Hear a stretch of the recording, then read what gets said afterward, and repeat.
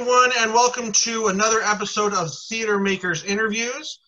This week, my guest is Malcom Jones. How are you doing? I am wonderful, thank you. Good. Malcom and I actually go back a very long way, 25 years. Yeah. My very first show when I was 9, Malcom was in it.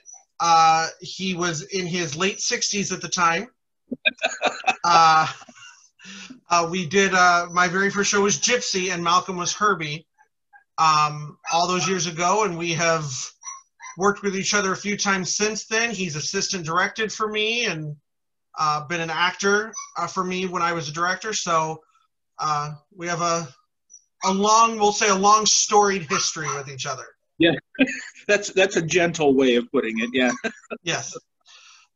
So we'll start at the beginning. What was your first theatrical experience? Second grade. I was in a Halloween play for school, and costume my mom made for me. I don't even recall what it was. I think I was supposed to be a clown. How oddly appropriate. And I can still remember one of my lines, lo these many years later, now that I'm 112. It's not nice to fool Halloweeners, which always stuck with me because, being a guy, bathroom humor is always big with us. So, anything that mentions male anatomy or going to the bathroom is going to be, big with us. So, Right. Second grade, I when I was in high school, I was heavily involved. I think we did 12 plays, 11 plays when I was in high school, and I was in, all but a couple of them. So it was just something that I was drawn to. I just loved doing it. And I've always described myself as an applause junkie. So I think that warm feeling that you get when people are applauding for what you do has always hooked me. So. Okay. So what has been, of the roles that you have played over the years, what has been your favorite role that you have played? Wow. Now that's going to be a tough one to answer because there's a couple of them that I was just thinking about the other day that have been just amazing. I'm going to have to say probably Elwood Dowd in Harvey. Elwood, see, I guess I think of myself as a character actor more than, a lead type person. And Elwood, was probably one of the first times that I was kind of front and center for what was going on. And, but I couldn't find a shtick, I couldn't find anything to hang my, the character on, as far as a characteristic that made him stand out. And I struggled with that. And, Miles Turner, who is one of my favorites, he was actually assistant directing for Bonnie, I think it was, Brewer. And Miles said, don't worry about it. And, coming from him, that carried a lot of weight. He said, don't worry about it. You will know that you're doing it right when you get in front of an audience. And he was right, because they seem to really connect with Elwood, and that was a fun show. There were just so many fun people in it, but it challenged me in ways that I didn't expect it to. Yeah. It was a tough role. Right. One of the cheats that I used, there was one scene that I was always worried about, that Elwood always wore a hat, and he always carried a spare for Harvey, because Harvey wore a hat as well. And this one scene I can't recall what it was about, but it was a very specific list of places that Elwood was talking about that he had gone to. And I actually wrote them down and put them on a piece of paper in my hat band inside the hat. Oh. So I could sit with my hat in my hand and look and see if I was on track. And you know what? Trust yourself. I never had to look. I never once had to, but it was, I had myself psyched out that I was going to mess that up in some way. But he was, Elwood was a great character, lots of fun to play, despite being a challenge. Yeah, I did that for David Fuller when he cast me in Dowd. I had 3 sermons to give as the father, and I was so worried because, there's nobody to play off of, and there's nobody to catch you if you blank.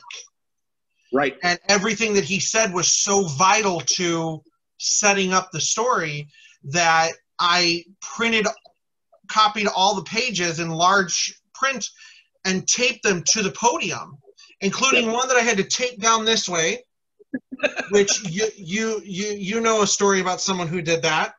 Yes, I do.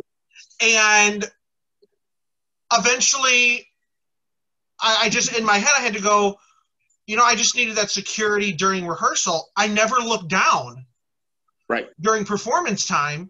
And I think maybe during Tech Week, one time looked down and realized the problem with it was where I didn't immediately look right there. So if I messed up, I would have been looking around all over going, where was I? Oh no. Never in my mind or in anybody else's mind did we think, you know what? I should have put it inside a Bible on the podium. Right. And now I even think about it and go, I never even had a Bible on the podium. I had nothing there, which I should have. But, that was one of those things where I just had to go, just trust that, after enough repetition, it'll just be there. Right. So, I get that. One time that I remember not trusting the process and specifically got in trouble was, there were 2 things that happened during that show, but instead of, it was during Gypsy, and instead of waiting for the cue line to come, I wasn't paying attention. I wasn't, I didn't follow the mantra of be here now. I was inside my head instead of being in the character's head. Right. And I tried to think ahead to the next line while the actress was saying hers, and I couldn't think of it. And it just, when she said her line, he wouldn't come because I had broken the process. And so you have to really trust the repetition. You have to trust that it's going to be there, because if you don't, you can create a monster. And that's specifically what I did that day. So particularly, and you know what? That was early on in the process. And every performance after that, when I got to that point, I could feel the panic start to rise, because I thought, I'm going to do it again. I'm going to mess up, and, but I didn't. I worked the program. I did what I was supposed to do, and that's what worked. So I got lucky. And another thing that happened in that kind of threw me off for a minute was and luckily the actress was able to pull us out of it. She said the same line 2 times in a row, and I had already said my response line to what she had said, and it kind of created a moment of, Yeah. What do I do now? And I couldn't think of where to jump in the dialogue. And finally, she, oddly enough, she bumped us ahead, and we got back on track. But it was fun for a second there, trying to find our way through the maze. Right. So, is there a role that got away? I know that I had been approached. It's funny that you mentioned Dowd. I had been. Dave was. I knew that Dave was going to be directing that, and I can't remember specifically if he asked me or somebody else. If I would consider auditioning for that. And I had never seen the and that doesn't really mean anything. I hadn't seen the show, but that happens a lot of the time. Mm-hmm. I will go in for an audition and have a vague idea of what the show is about, and just do it. And I had no idea what Doubt was about. And there was something else going on in my life at the time that I just could not, I couldn't commit to the time to do the show. Mm-hmm. And I wouldn't say that it got away, but it potentially got away because, it was one of those, now having seen the movie, Philip Seymour Hoffman, just, mm-hmm. wow. I mean, not that I could ever have equaled what he did, but I would have liked to have had a shot at it, and perhaps someday in the future that will happen. But that was a heavy movie, and those are the kind that I like. I like drama. Yeah, I knew the play, and I went and saw the movie with a friend, and then of course we talked for a long time after the movie was over, discussing, because for those that don't know, you don't get an answer to the problem of the play. There's no answer. Exactly. You don't get one. And there's so much vagueness that it's just like everybody gets a different outlook to it. Everybody kind of goes, oh, maybe this is the answer. No, this is. And I auditioned just because I wanted at least to kind of say, well, I took the chance of auditioning for something that was totally not my character.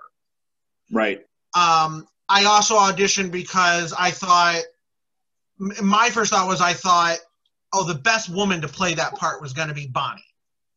Yeah. And I wanted that chance to work opposite her and work opposite of her in a character that is so exact opposite of her. Right. Her character was the other end of the spectrum.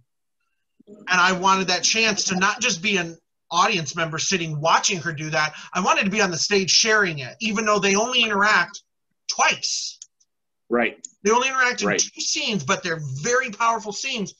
And the hard thing about that show is, one, at least for Father Flynn, it doesn't really tell you who he is. Right. It literally doesn't give you anything about his background. You get a little bit of background of Sister Aloysius and, kind of explains the way that she is, but nothing for him. And the wise thing that David did was he gave us all a character history page that was just blanks to fill in, asking all these questions. And he goes, I want you to fill all of these out. And then one particular rehearsal, one by one, we sat with just him going over that page. And the other people worked on their scenes in another room. Yeah. And he wanted us to explain, one, why we made those choices. And then even more, the big question, all 4 of us were asked, well, all 5 of us with our one understudy, what do you think the answer is to the question of the show? Which really, his big feeling was, the question of that show was not whether something happened, but what do you do when you have doubt? That was the question, not did something happen between Father Flynn and this child. But you know, obviously he goes, that's going to be the bigger question. More people are going to want that answer. And all four of us had an answer, and he said, and none of you guys are allowed to share it with the others. Right. And so when the show was closed, all the sets were away, we were out having dinner afterwards, then it was, now let's share our background history that we created that nobody knew about. Right. And this, that. And I said, you know, part of it was I took my own life and filled in stuff. And then part of it was just filling in context clues. He's a Catholic priest in the Bronx. Pretty good chance he comes from an Irish Catholic family. Yeah. With the name Flynn. And more than likely, he has multiple siblings. Yeah. So I went, I'm going to go with the stereotype there. But it fit. It fit for the character that I was doing. And I was just like, once that came, it made so much more of it easier to hold on to and have that thought of what I believe happened without them knowing what happened. One, made it easier for me, but made it more difficult because as a normal person, you just want to explain. Yeah. But you can't, you know, that sort of thing. And that's, that was that difficult role to navigate. So if that time comes for you, good luck. Yeah, thank you. Thank you. You know what? I will offer you, if you ever get a chance to do it again, I will offer you the thought that, you know what, there are a lot of what they call manuscript preachers, of which I am one. I have, you know, after having spent 18 years in radio, it's hard for me sometimes to open my mouth without a script in front of me. Right. So I preach as pastor. I preach from a manuscript. I am familiar enough with it that I maintain wonderful eye contact, but I preach from a manuscript. Right. So it would not have been a sin, if you'll pardon the expression, for you to have, you know, used. I've seen Catholic priests use a manuscript as well. So thinking back on it, I just never, like, literally in this moment now, I'm realizing we probably should have had a Bible on the pulpit that we used. Right. Yes. Or or a Bible on the pulpit that we used. So yeah.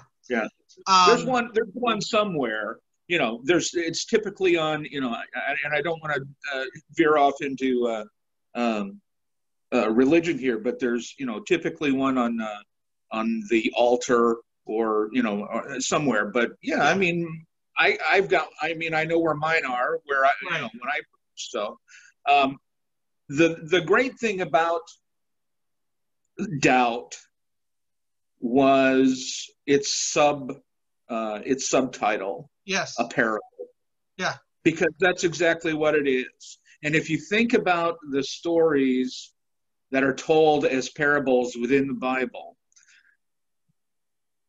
there are no answers. There are no right or wrong. I mean, you know, it basically what it's doing what David was asking you to do, to find your own interpretation of what you think is really going on here.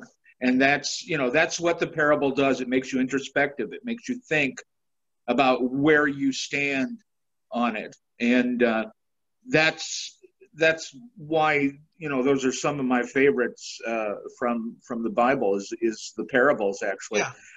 Another thing is that I love that that you chose to do a role that was at the other end of the spectrum from you, and that Bonnie was also a polar opposite of who she is, because I've always held that thought within myself, and in fact, there was once a play that I wanted to direct of Mice and Men that I intentionally wanted to cast people the opposite of who they were. Right. Because I know that everybody has that other side. Mm-hmm. You know, everybody's got their public face, but they also have that other one that may not ever come out. And that other face is often a very interesting character and often an interesting person. So that was one of the things that I was thinking about when you said that. It's definitely talk about an opportunity to stretch yourself. As an actor, because you're plumbing into places that you had probably in a lot of instances had no idea were even there. So yeah, because he starts fairly a nice guy, yeah, and until this partial accusation comes out, then he gets a little more, I don't want to say vicious, but he gets a little more angry and he's a little more upset, and you get to see bits and pieces more of his, his personality beyond the nice priest that everybody has come to like. And then in that final scene between the two of them, the big thing for me with that was I thought it was going to be very difficult to have to stand across the stage and scream at her in anger. Right. One, because it kind of felt like, I don't show that anger. I've never showed that anger on stage towards people, really, in a very serious way. Right. And then to do that and look across and it's someone who's a friend, right. That makes it difficult. I've always been one of those people that say, costumes and props shouldn't make an actor. Right. But boy, once she had that thing on, it made it a lot easier. Yeah. Because I instantly lost who she was. She was right. no longer Bonnie. She was now Sister Aloysius, and it made it much easier to yell. And then just finding things. It's so – I would pay attention even though, you're in the middle of a scene, you've got lines, you're supposed to be doing stuff. And I started paying attention to weird things that I would do. In that last scene where they're yelling and she goes to leave, and I started crying, trying to tell her that she didn't know what she was doing. I started to notice that while my fist was down by my side, I was going like this, and I don't know why. Yeah. Like, when a person gives blood and they've got that thing and they're supposed to squeeze, I was doing this by my side. For some reason, it helped me. I don't know. I can't even explain why I did it. I've never done that. I don't do that when I'm emotional. But it was a weird thing that I started noticing that I was doing that during those times that I was, as we yelled, and it would get more intense. And it was super intense once I was no longer angry and just crying. Yeah. Weird thing that I noticed. So, anyway, but it was a stretch. Yeah. Father Flynn, you're talking about how the change comes in him is he goes into his defensive he goes into a defensive mode at that point in time. Yeah. He feels the attack and he's responding appropriately. That's anybody's guess whether it's appropriate or not, but that's what he's human at that point in time. Right. He's not the lofty priest. He's a human being who feels right. He's being unjustly attacked. Or that his life is about to become unraveled. So that was my main thing, and I told everybody afterward that the way that I had gone about it was when I created his backstory, and I went for that idea of obviously he came from a Irish Catholic family, and he probably had older siblings, and I decided to make him the youngest of his siblings. That he was definitely picked on by his older siblings a lot. And I decided, as stereotypical as it was, he was going to have, of that time frame, a stereotypical Irish Catholic father who probably drank more than he should have, and the kids got hit. And that he knew at a young age who he was as a person, and decided the easiest way to push away any doubts that anybody think that he was a homosexual, I'll be a priest, which was the case. Right. And I said, so I also did that so he had a connection to Donald, the boy, whose father hit him, who was picked on by the other students, and who himself was questioning his sexuality. And that ultimately what happened was, yes, he did catch Donald drinking the wine from the rectory with everybody else, but that when he confronted him about it, he tells him about his father's abuse, and then asks him what he means, and realizes what Donald is trying to say. And he, in a moment of trying to have a connection to this kid and tell him, it's not, there's other people like you, tells him, I'm the same way. And then realizes what he's just done. Right. And that his fear is that if they, get rid of Donald from the school, or, take him out of this, and they really, interrogate this boy, he's going to tell them what Father Flynn told him. And then his life goes down the drain. Absolutely. And so that was my big thing, that it was, one, his life would be ruined, but I also wanted it to seem at least to me, more important than Father Flynn's life and career being ruined. If he wasn't there to protect Donald, nobody would be. Right. Because the next priest that's going to come in is going to know that Donald has said these things, and he's not going to protect him. Right. And so, it was, and it's very difficult to know all that, and there's no lines to explain it. Right. You internalize it. You can internalize it all you want, but how do you embody that after you've done? And even more so, even if you feel like anybody in the audience could pick up on that, the people in your cast do not know what you're thinking. Right. So it's even worse. So if you're arguing with someone who does not know what's going on inside your mind in front of a bunch of people that are going, why are they both so angry? Right. It was a great show. I mean, I just loved it. And kudos to you for bringing it off. And Bonnie has always been one of my absolute favorite actresses that KBT has the joy to have among their group.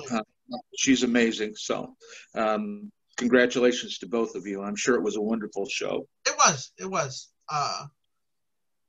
Are there any dream roles that you haven't yet played that you'd like to? Oy vey. I don't see.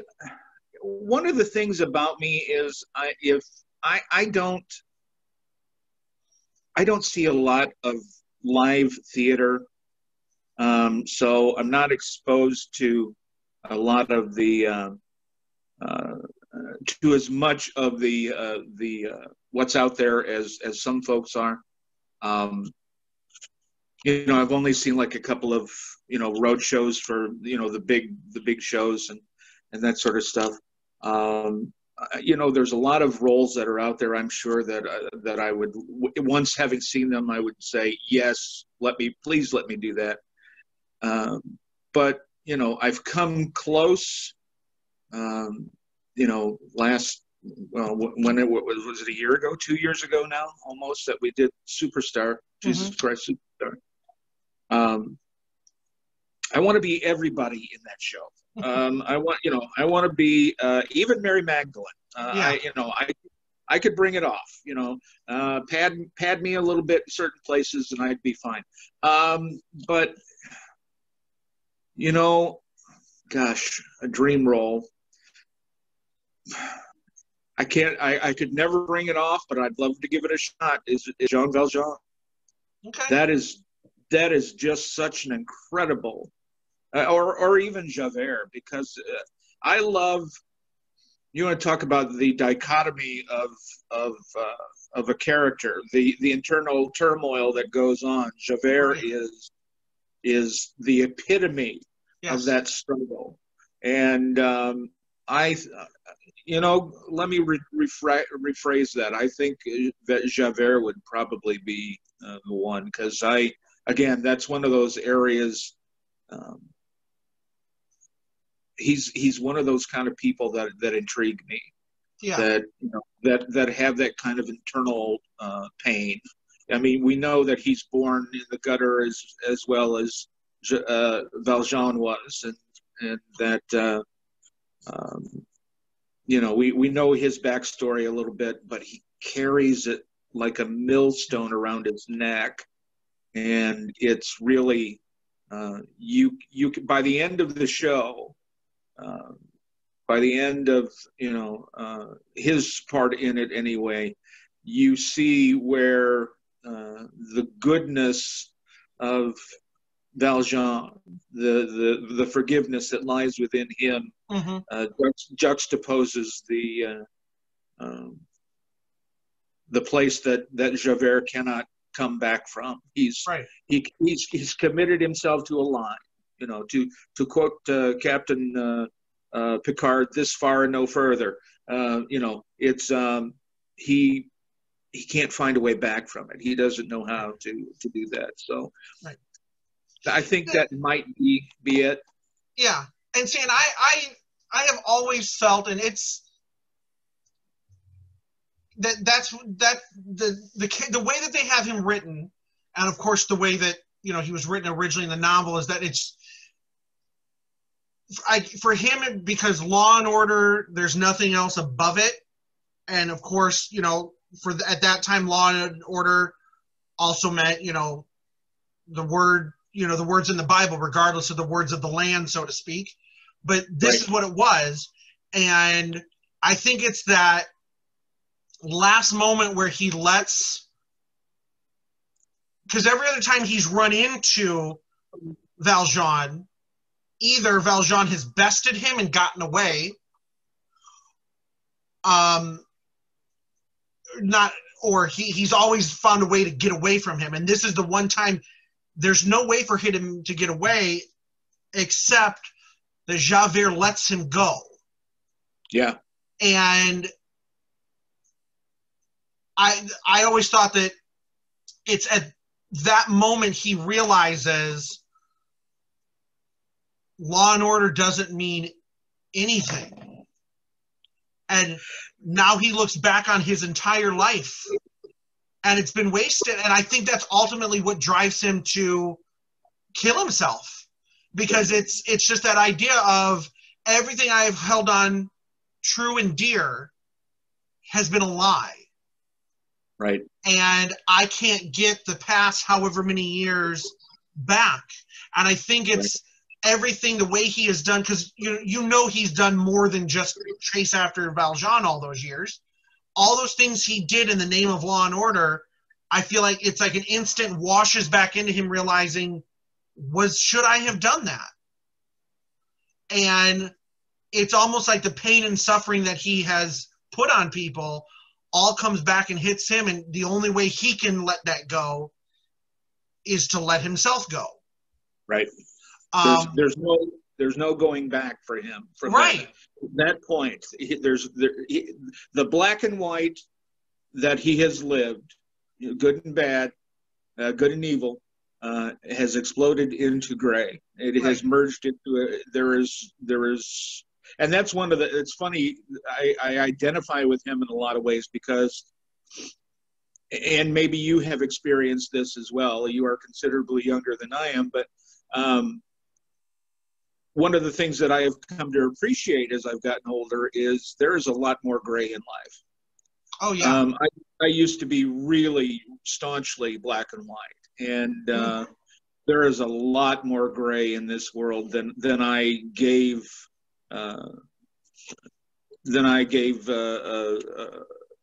credence to. It's I just, I empathize with him in that, because I think that's where he's at. You're right. He's realized that his life has been a sham to this point in time.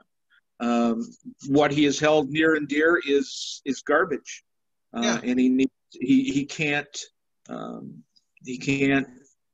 You're right. Rather than he can't find a way out of it, so instead he chooses to end his own life rather than admit that he was wrong. Right. And rather than bend his rules. He cannot find a way to break.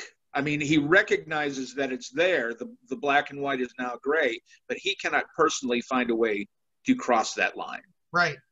And I think that's where that's why he ends up doing what he does. And I think it kind of plays into, in the song "Drink with Me," I had the solo of Grantaire where he basically says, in all of this, at the end of this, is your name going to mean anything? Right. Will any of our names mean anything?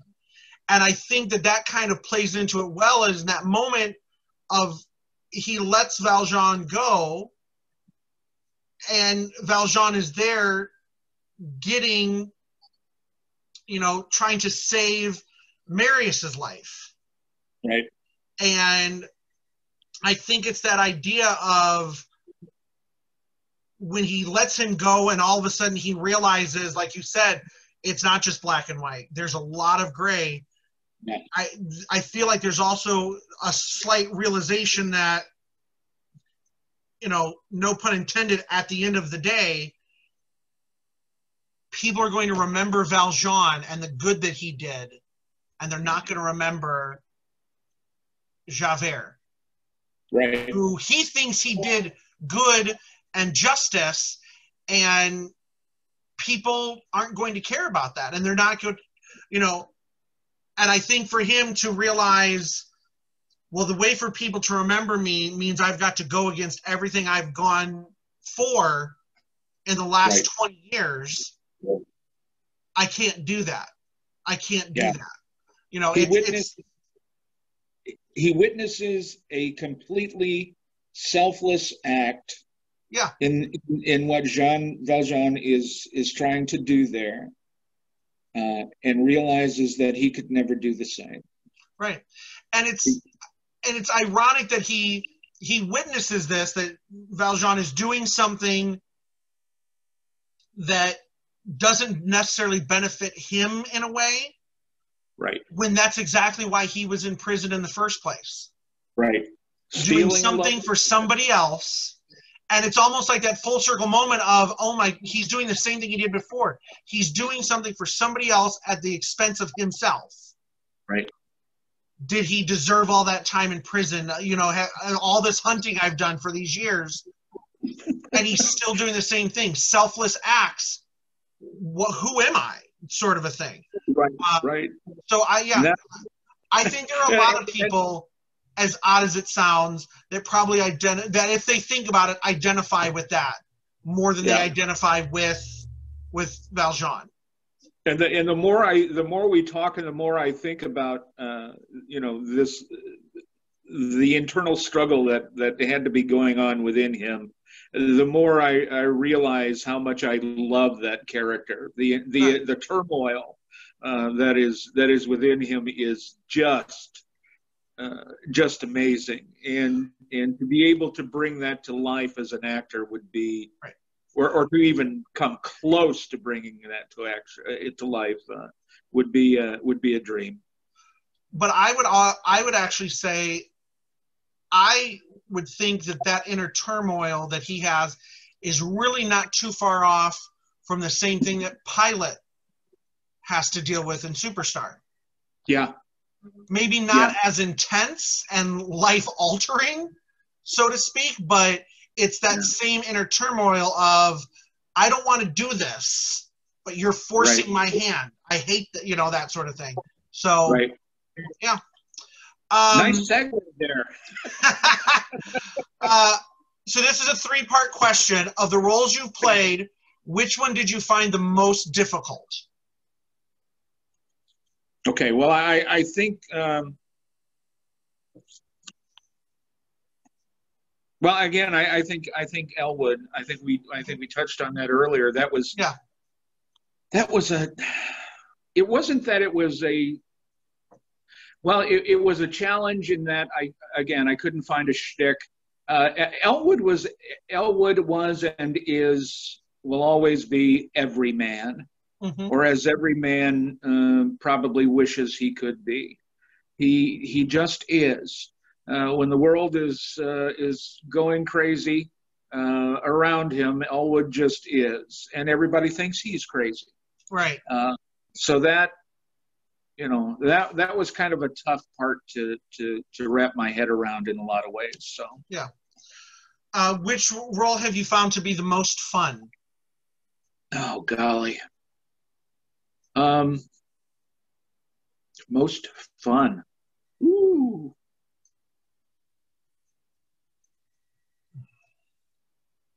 You know what? A lot of them have been a joy. Actually, now that I think about it, it was because I love being the bad guys because one of the great things that I have found over the years is playing despicable characters.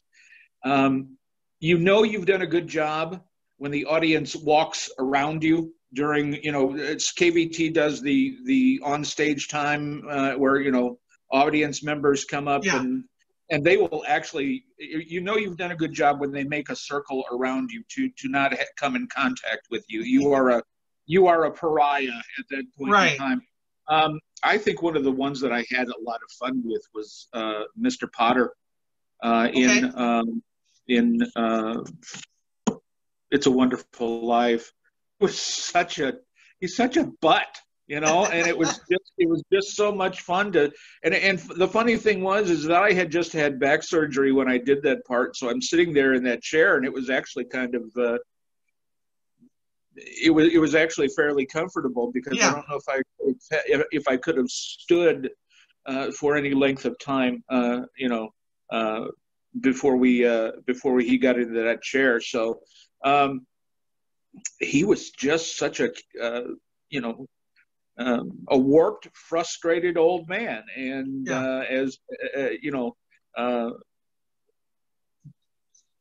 he just was, and it was an absolute joy to bring that part of him, to bring that character to life. He was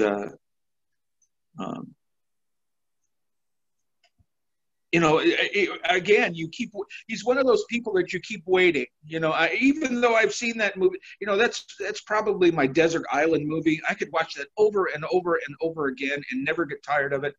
And you keep waiting for him to do the right thing. Right. You keep waiting for him for a crack to appear in that rough veneer of his, and it just doesn't happen. And I think that's one of the neat things about that character. He is who he is, and he ain't never going to change, and there ain't nothing you can do about it. But he's still a lot of fun to play anyway. So, which role have you found to be the most rewarding?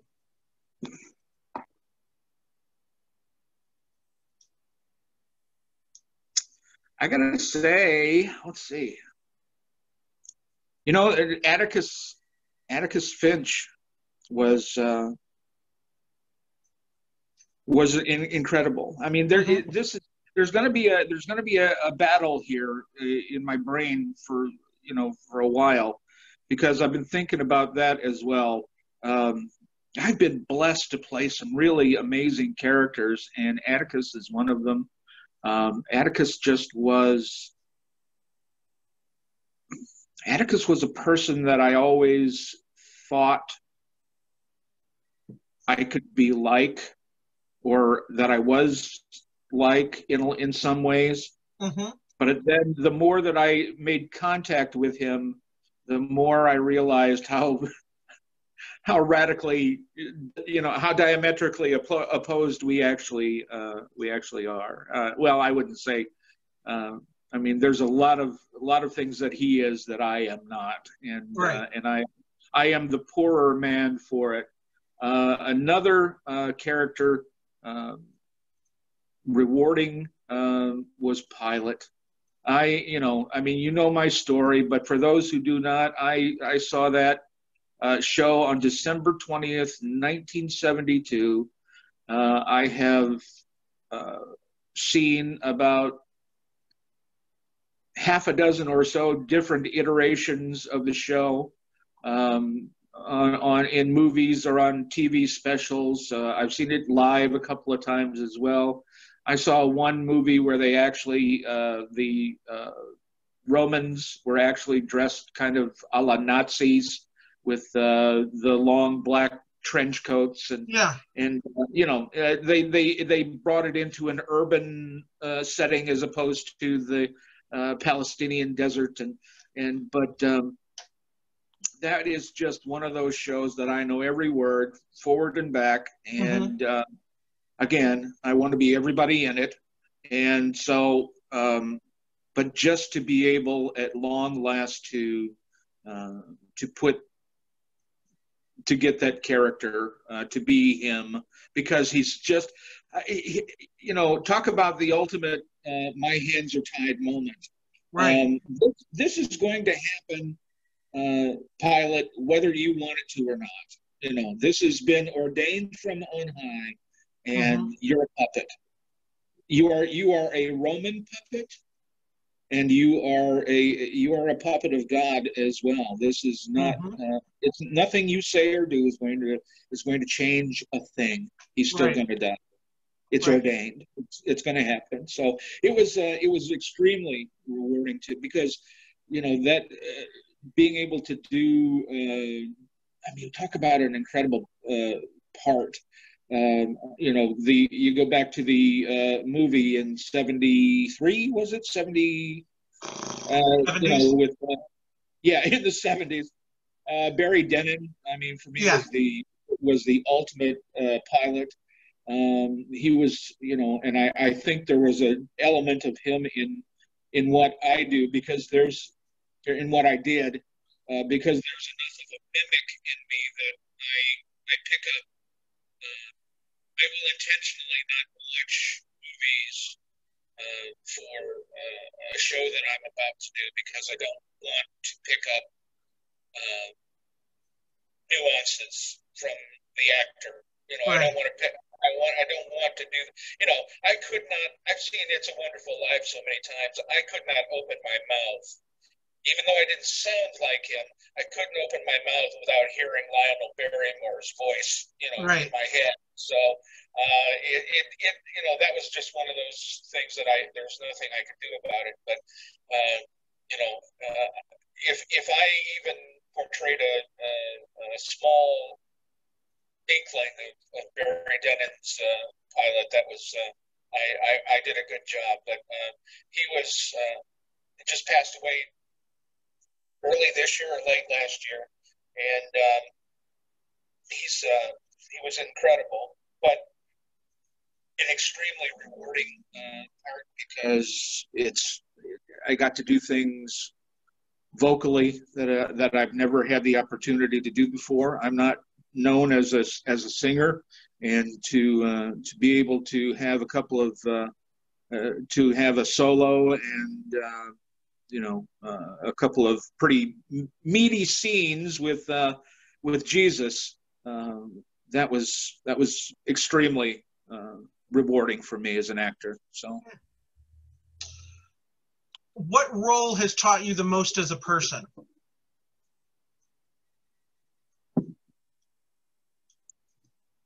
Wow. I'd have to say Atticus again, because there are a lot of the cast members, particularly the younger ones that I maintain contact with, the ones who played Scout and Jem and Dill, and they consistently remind me of how much that show opened their eyes to certain elements in life. Mm-hmm. And I think that he did that for me as well. I think Atticus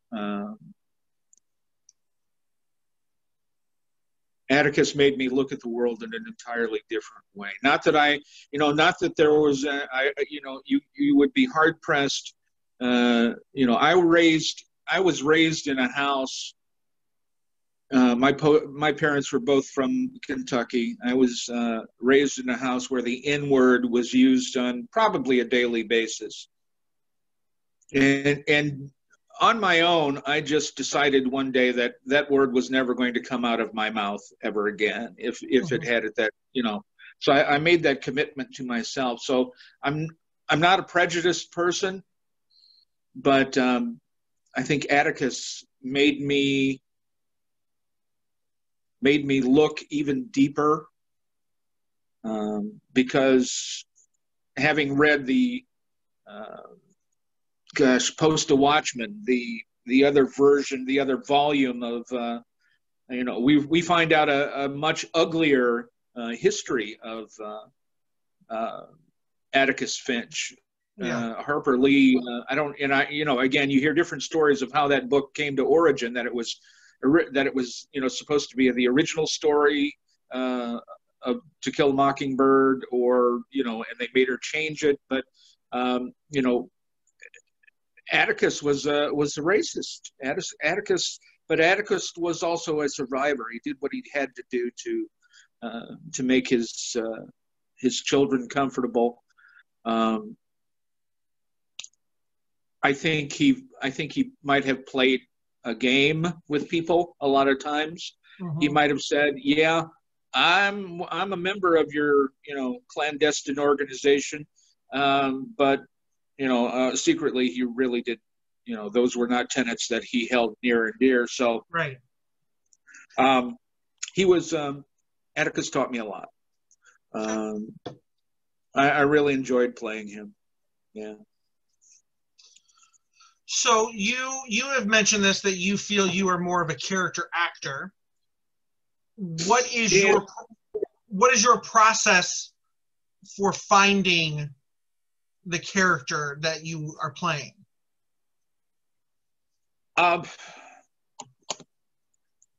It's one of the I wrestle a couple of times with I wrestle frequently when I'm doing a show with schools of thought as far as actors go.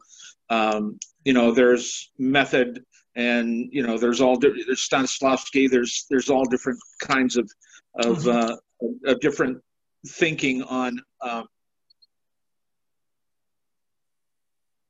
how you bring that character to life. And then there's another book that I read, and the author's name just flew right out of my head. I think the book is called The Empty Stage. But basically, he talks about absolutely nothing about your character. All you receive from the author is black dots on a white page. That's all you get, and right. It's up to you to build something around that. But I like to think my process is just to look at what's there. I mean, I wouldn't even call it a process. I guess I'm kind of the school of thought that there's the famous story of when they were making Marathon Man of Dustin Hoffman running around, and he was supposed to have been running. So while they're setting up the scene, and he's running back and forth, and he's tired, and he's puffing, and Sir Laurence Olivier asks him what he's doing, and he explains to him, I'm just trying to stay in character and trying to and supposedly. Olivier says to him, "That's why they call it acting, my boy. Yeah. You don't really. I don't know that you need to, you know, and there's probably a lot of people who would disagree with me, and that's fine. You know, I don't know that you need to have a lot of frou-frou, for want of a better term. You know, the character will come if you are true to what the author gives you. Even though, again, it's black dots on a white page, you should be able to glean enough from what that character says and how other people respond to what he says to find out who he is. Okay. He or she is. And I you know, I kind of think that's, you know, and a lot of the times it comes down to a simple, you know, getting the costume. You're right. You know, the costume and the props are not supposed to make you an actor, but sometimes getting that costume on helps you. Oh, absolutely. Helps to cement who that character is. And there was one time we were doing ER for the second time, and I was playing.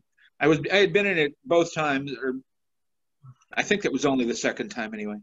And I had been in it the first time and played different characters, and this time my character was he couldn't sleep, and he was very hyperactive, so he came to the emergency room. And Dan Taylor will remember this because he does it to me all the time now. About 2 days, maybe even one day before we were set to go up, I still hadn't really found something that, you know, again, so the thing to hang that character on. Here's the hook. And I picked up a pen and I started. Yeah. And I did that nonstop for the entire time, you know, and I thought, that's it. That gives you, even when his mouth is closed, you know how hyperactive this guy is because he's doing. And if my right thumb got tired, I mean, somebody would take my pen away, I'd reach in and I'd pull out another one. You know, I was ready for it. So, you know, I really think you have to, you know, as a character actor, sometimes those, you know, those are the kind of things that I look for. What's an interesting little tidbit that's going to make this character more memorable? And the pen is mightier sometimes than the sword. So. Yeah. What has been your greatest accomplishment as an actor? Surviving these 30 years. I have, you know, it's been, I think my first show was Hello, Dolly. And I want to say that was 88. Maybe 89. Yeah. And in the interim, I have been given, you know, sometimes I've been, you know, speared carrier number 3, but other times I have, you know, I have been asked to do some amazing roles, and I think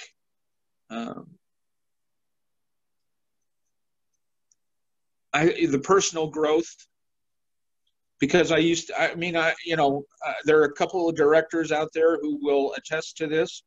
I used to be a real pain in the ass to work with.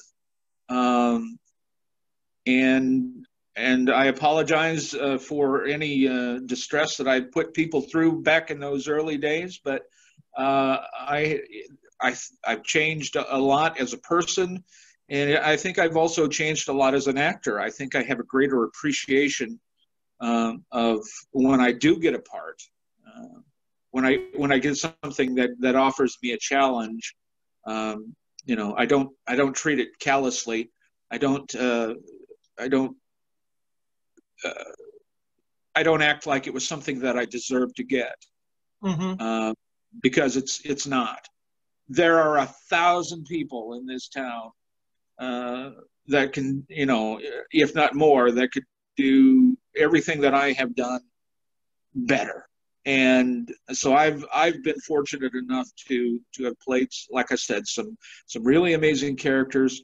I've been fortunate to play some minor characters that were incredibly fun to do, and I think that's one of the things that I feel most gratified for is just over the years the personal experience, the friends that I've made, the family. And that's what it is. The KBTA family is just amazing. I know so many people now that I didn't know those many years ago, and Right. And some of them are very, very dear to me, and I would do anything for them. And it's been a hoot. And I pray that when I'm 143, that I'm still here doing community theater. Of course, I may have to turn down the volume on my oxygen machine, but I'll take that into consideration. So, well, hopefully in 5 years when you hit that age, we're still doing shows. What are your favorite attributes of a good director? As much as I hate the word, I think because some people use it and they have no business using it, the word vision. Okay. Because I think there's some directors who say, well, this is my vision of how. You have no idea what that word means. This is, yes. Yes. It becomes nails on a chalkboard for me. But I really think they have to have an idea of where we're going, and this is how we get there. Show me the plan, and I'm on your team. Another attribute is fun. I can't. There again, a couple of directors have been the antithesis of fun, and so it really makes. Because sometimes, again, when you're dealing with, depending on what kind of a show you're doing, when you're dealing with emotional issues and you're dealing with difficult, and when you're just wrestling with trying to get that stupid monologue on page 47 memorized, and you've been working at it and banging your head against the wall for 43 days trying to get this done, and you just, sometimes, you pop off and you try to have a little fun. And there have been directors that have stepped on that, and again, vision from someone who knows what it means. Let's have a little bit of fun, and golly, what's the third thing is just to appreciate your actors, and I know that deep down most of them do, mm-hmm. in some way. But there are so many that you get nothing back. Yeah. And that, again, any actor who tells you that they are not, like I am, an applause junkie is lying to you. Exactly. Because they do it for the accolades. You do it for the challenge. You do it because it's an interesting character. You do it because you want to stretch as an actor, but you do it because you want to hear that roar. Right. I have had a couple of directors that have just not done that at all, and it's unrewarding for me, mm-hmm. as an actor. It's kind of like, okay. What did I do wrong? I start to doubt. It engenders doubt. Right.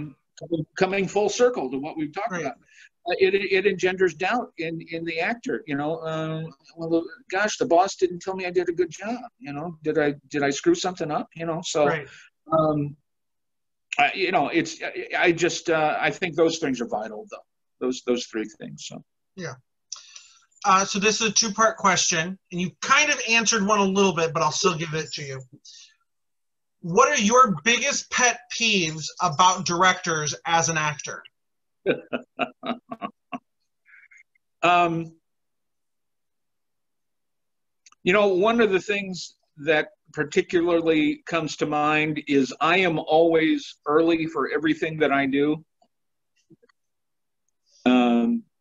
I can only think of a couple of times in my 192 years that I have been late for anything, and most of the time it wasn't my fault.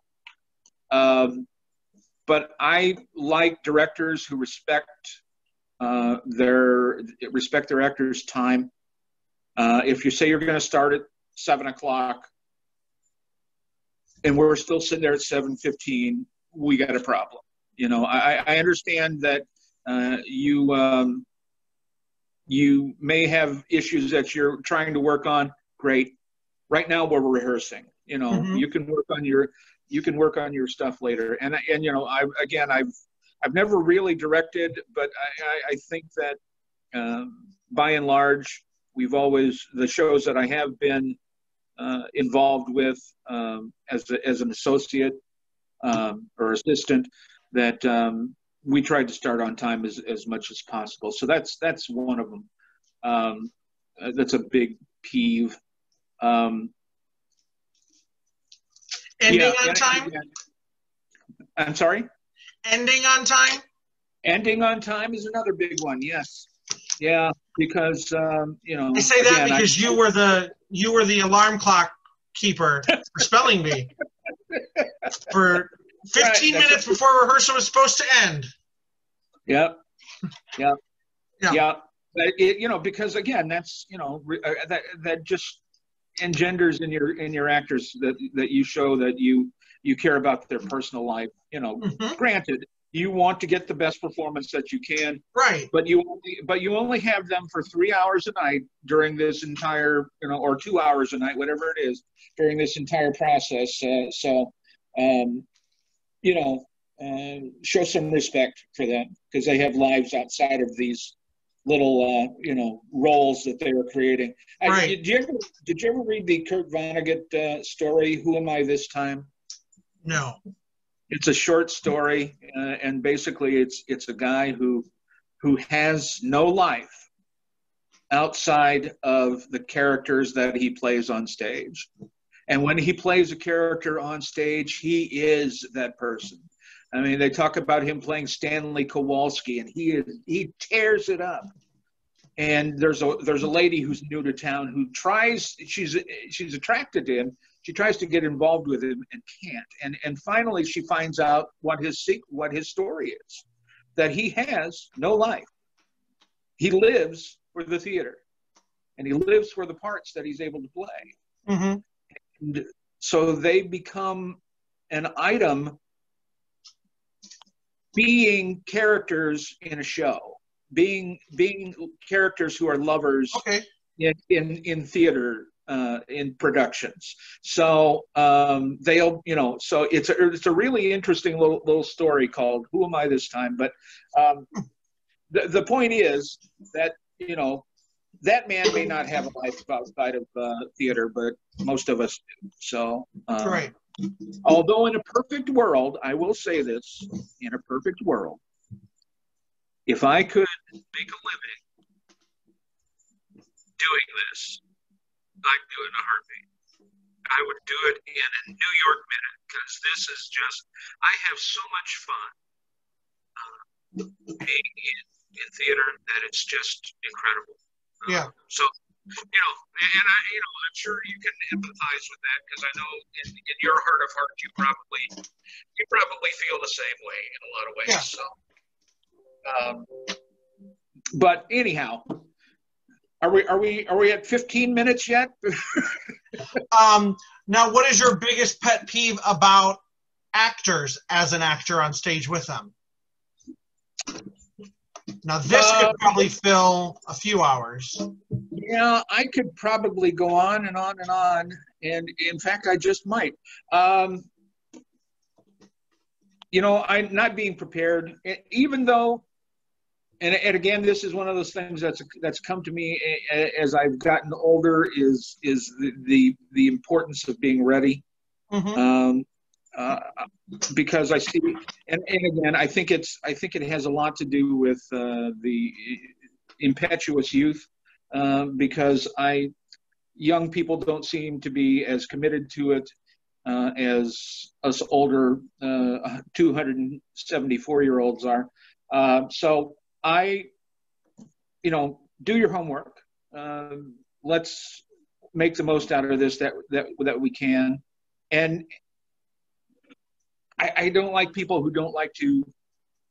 I've grown an appreciation for experimentation of let's try this a little different way. And granted, that usually comes from the director, but I like working with actors who are willing to, take some slightly improvisational direction with what we're doing. So be willing to, do your homework, be ready to start, and be ready to play, because you never know how things can turn. Oh yeah. Given a slightly different interpretation of the line. So, so those might, those are probably the two of the biggest ones for me right now. Anyway, right now. If a show was created about you, who would play the lead? John Goodman. John Goodman. John Goodman. Okay. Now, who would play you at a younger age? Spanky McFarland. Spanky McFarland. Do you remember the Spanky and Our Gang comedy? Yeah. Yeah, Spanky. I had a thought come through my mind. For a younger version of you, first thing popped in my head was Seth Rogen. Oh, you weren't talking quite that young. Okay, I see where. Okay. Oh yeah, no, I'm not talking about a child. I mean, like 20, 30-year-old Malcolm. You know what? I have an intense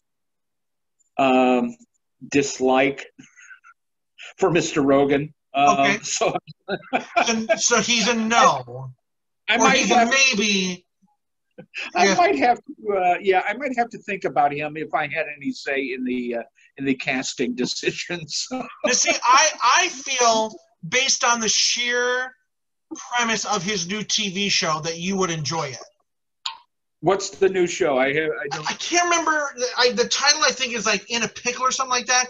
He plays a man 100 years ago who works in a pickle factory or something like that, and he falls into a vat of brine and is perfectly preserved, and nobody knows he's fallen in there, and he gets taken out 100 years later in modern day, I think, New York, and he has one relative left, or his youngest relative comes to see him, and Seth Rogen plays both characters.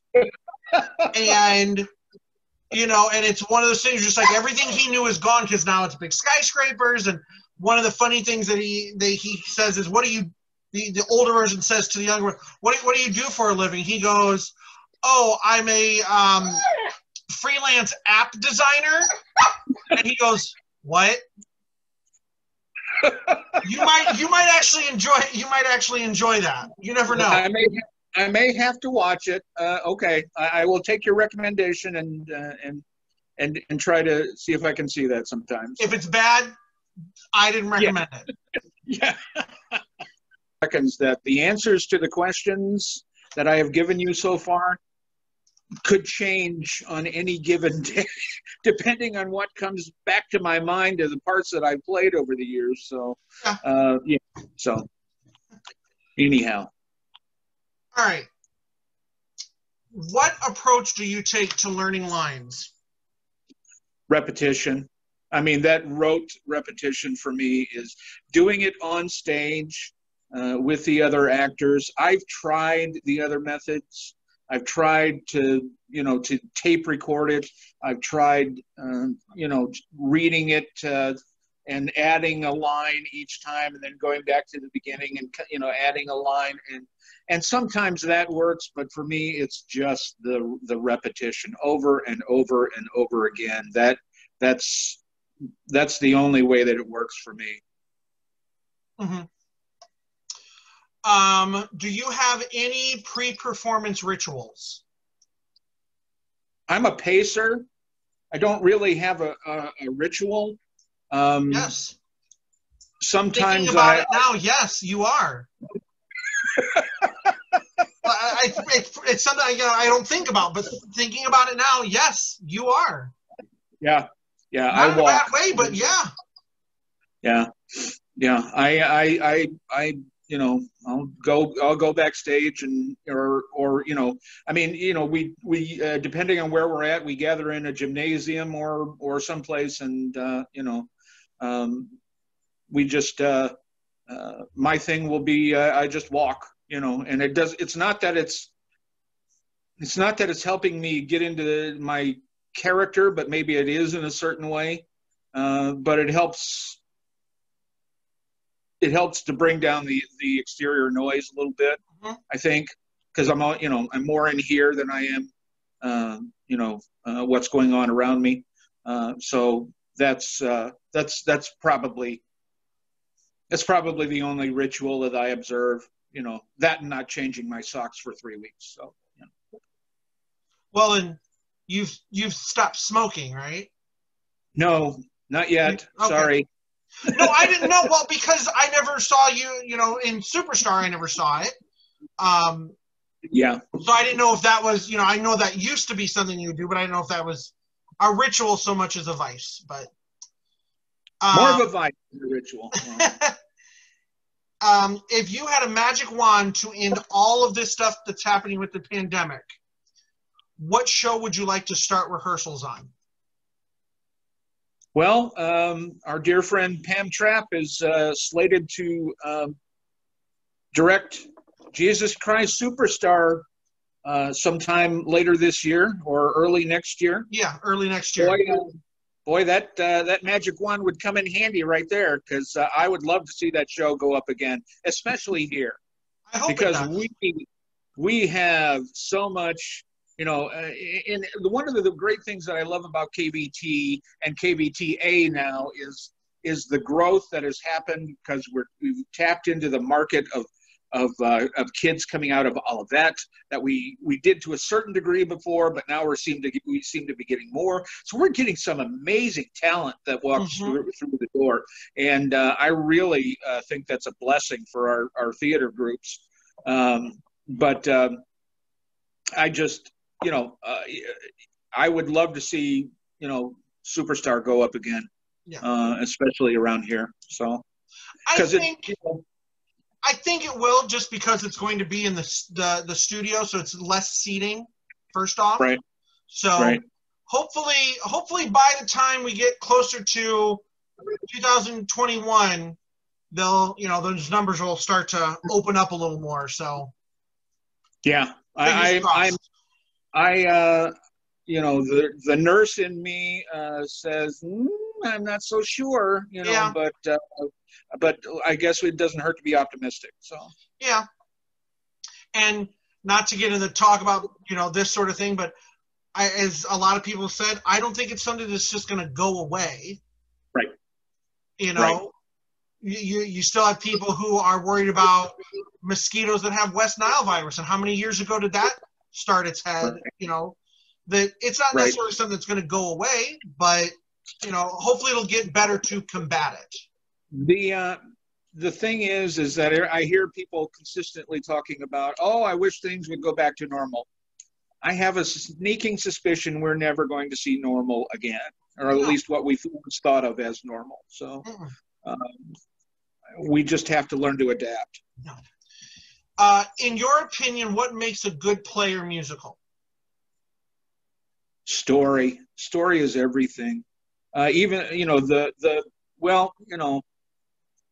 you tell so much of in a musical. You tell much of the story in a different way. But if you don't have, if you are not telling a compelling story, both in a straight play and in a musical, why are you here?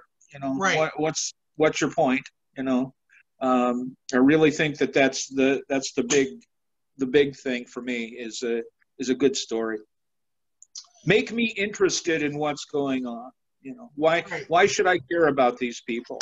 You know, if there was a novel, or it's not, if there is there a novel or a movie that you absolutely love that you wish someone would adapt into a stage show? Oh boy.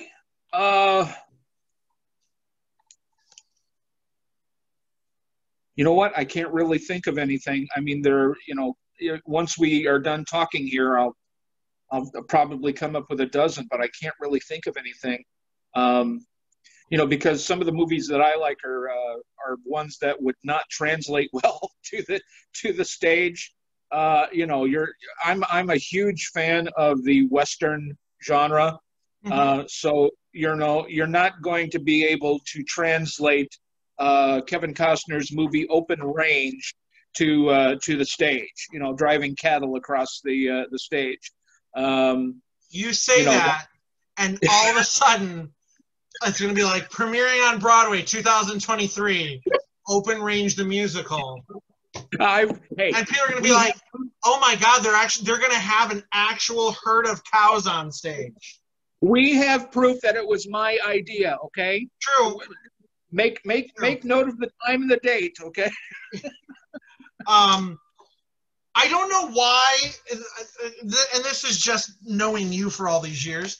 I don't know why when I said, is there a novel or a movie that you love, that you were going to go, I don't think it would translate well on stage because I'm a big fan of Don Knotts movies. The Incredible Mr. Limpet. Literally, that's the first thing that came to my mind, that you want to be like, I'd like to see an Incredible Mr. Limpet musical. Sure. Yeah, I'm sure that'll happen. We have proof now that we thought of that horrible idea. If you want to call up Andrew Lloyd Webber and pitch it to him, you just go right ahead. Okay, I give you my permission. It's all right. He hasn't had a hit in a lot of years. What a hack, right? Now you've actually kind of answered this question, but I'll ask again. You have played characters that are both heroes, or you've played characters who would be considered the hero of the story. You've played characters that would be considered the villain. Which would you prefer, and which is more fun? You've kind of said the villain. Would that be the case? Yeah, and to elaborate on that a little bit, I do like the villains, and one of the things that I always try to do with them, and it's not so much giving them a backstory, but it's so easy for those guys to become two-dimensional. Right. And I like to give them, in my mind anyway, and now whether it translates across to the audience is another story, but I like to give those people a kind of a backstory. Mm-hmm. When he leaves here after destroying the village, after plundering and pillaging, he goes home to his wife and his little Huns, and they eat a haunch of deer, and they have a wonderful evening and go to bed. He has a normal life, and this is normal life to him. So eat a haunch of deer. That's what I'm taking away from this entire interview. Eat a haunch of deer. I think we just found the title for the Malcom Jones show. Starring Seth Rogen and John Goodman. A haunch of deer. Welcome, brothers and sisters, once again to A Haunch of Deer. I'm your host, Seth Rogen. Oh, Lord Almighty. That's so terrible. Have there been any big onstage flubs over the years that maybe weren't funny at the time, but now you look back and you can't help but laugh at them? Well, again, as I touched on before, having an actress give me the same cue line 2 times in a row and having an absolute vacuum on stage as I tried to figure out where we were and what I was going to do That, not that that was a horrible thing, because we, what seemed to me like probably, 20 days while we were waiting there for something to happen, it was, in the span of a few seconds, Mm-hmm. we were back on track again, but it just felt awful. And so, I mean, that's probably, if I had to name one thing in particular that's been traumatic over the years, not that it was horrible, but looking back on it, it's like I remember my own response to it, and I'm entertained by that, because it was like pure panic. When we did Harvey, part of we were still using flats in those days, and one of them fell down during a show. So somebody kicked one of the uprights backstage, or one of the supports backstage, and it decided to fall over. Oh. And Andy Babinski, in his genius, picks up the phone and says, "Maintenance." And it was, it was hilarious at the time, but and hilarious in hindsight too. So yeah. What do you think are some of the most important lessons that theater teaches? I think if I had to put if I had to narrow it down, because theater teaches us so much. One of the things that my wife and I occasionally, because she's a theater freak like I am, and one of the things we occasionally talk about is reading Shakespeare. And I keep reminding her that Shakespeare was always meant to be read aloud, especially the plays. If you don't understand it, read it out loud. Right. because you find little subtleties and nuances that are hidden in the text. I think theater should always be for us a source of entertainment, but entertainment that makes us think. I think we need to be challenged. When we go to the theater, we need to walk out going, "Wow, that was what we need." It needs to be like Dowd. It needs to make us come away examining where we stand. Yeah. What our own thoughts are on the issue. So whatever the issue may be, whatever issue the show brings to light, it should challenge you to think about it. Is there anything within the theater world that you wish you were better at? Dancing. I don't dance. Well, I used to, but as I've gotten older, what am I, 218 now? Yeah. As I get older, I find it more, and as I continue to smoke more, I find it difficult to dance at all. So I just put down that I don't dance. I can be taught. I'm educable, but it's not something that I typically enjoy doing, or that I find myself good at. Despite the fact that in my day, I had my two-tone platform shoes, and I was at the disco, about once or twice a month. So, but I wish I was better at that, certainly, because I can handle myself reasonably well singing. I can handle myself reasonably well acting, but in order to be that true triple threat, which is what every actor, I think every actor really wants to be able to do all of those things, mm-hmm. the complete package. I know that I'm lacking in that department because I'm not a dancer. So, what is a disco? I'm just kidding. Well, let me tell you. You see this right here? This is a this is a. Our final question before we get to our questionnaire. Do you desire to be known for what you do or who you are and why?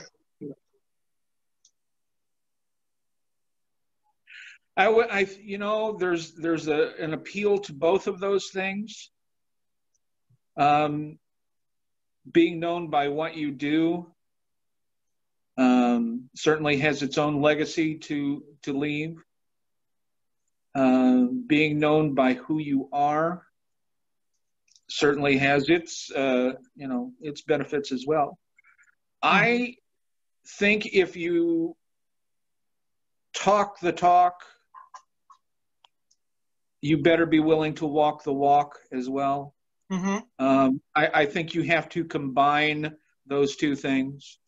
I think you have to be willing to put who you are and what was the other part? What you do or who you are. I think you have to be willing to put those two things together, and you have to find a way. All that a man, I remember one time in a speech contest that I was taking part in. They gave us we had to come up with a 5-minute contemporaneous speech and they gave us an expression or a phrase. All that a man has is his honor. And in the time it took me to walk from one end of my house to the other, I had to have formulated something in my head that I could talk about for 5 minutes. If you want to be remembered, you have to be an honorable person. If you want to be, if you want your name to live on, you have to be an honorable person. So I really think you need to find a way to combine both of those elements into. That's where a lasting legacy comes from. I think. Right. Having both of those things. Okay. We will end the interview with this modified version of the questionnaire created by Bernard Pivot. What is your favorite musical? Jesus Christ Superstar. What is your least favorite musical? Oh, golly. The name just went right out of my head. The Demon Barber of Fleet Street. Sweeney Todd? Sweeney Todd. Yeah. Okay. Yeah. What's your favorite play? Of Mice and Men. Least favorite play?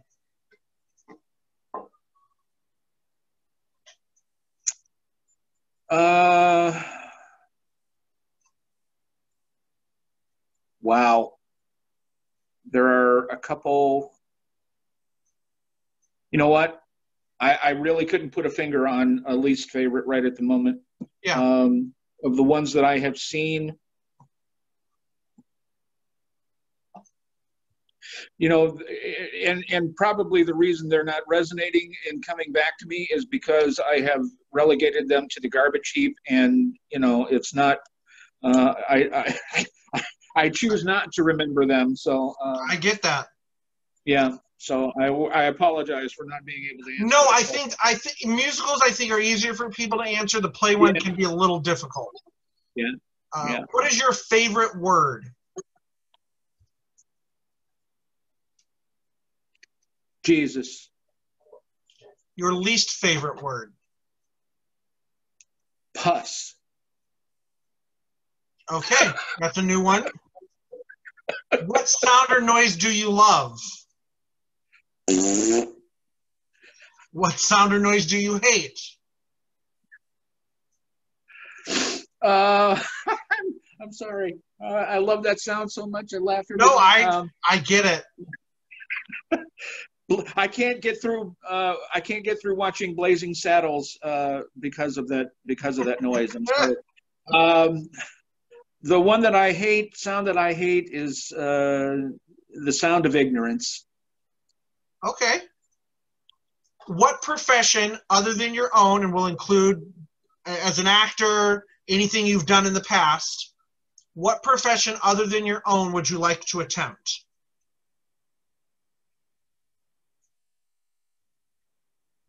I've always wanted to learn how to fly airplanes. So I'd like to be a pilot, even though I'm deathly afraid of heights.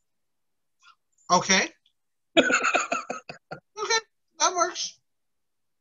What profession would you not like to do?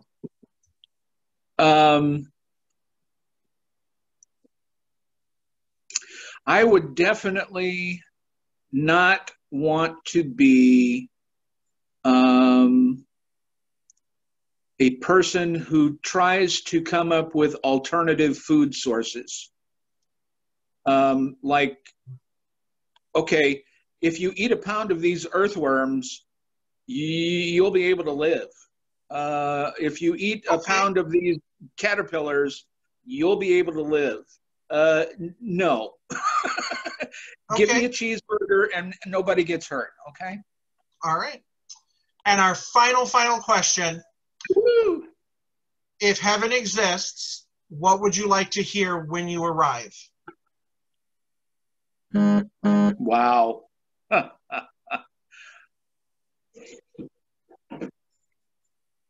Come on in, the water's fine.